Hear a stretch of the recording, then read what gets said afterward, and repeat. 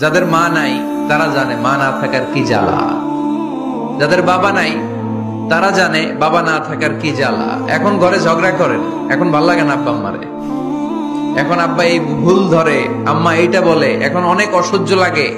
তো যেদিন চলে যাবে ওই দিন বুঝতে পারবেন মাথার উপর থেকে ছাতাটা নাই হয়ে গেছে, বটবৃক্ষটা চলে গিয়েছে, আর উপদেশ দেওয়ার মতো কেউ নাই, কাছে আগলে রাখার মতো কেউ নাই।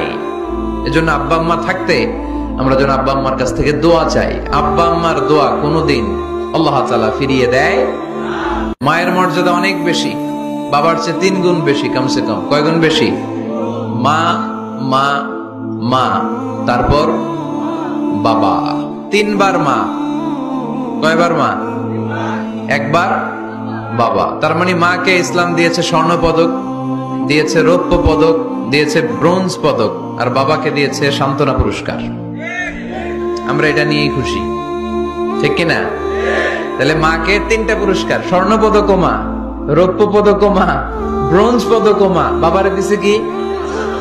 সান্ত্বনা পুরস্কার। এজন্য মায়ের মর্যাদা বেশি। লাউ কাতা'তা জিলদাক, চামড়া কেটে যদি মায়ের পায়ের জুতা বানিয়ে দাও। ছোটবেলা যে মায়ের বুকের দুধ খেয়েছো, আল্লাহর হাবিব বললেন 1 ঢোক দুধের শোধ আদায় হবে না, ঠিক কিনা?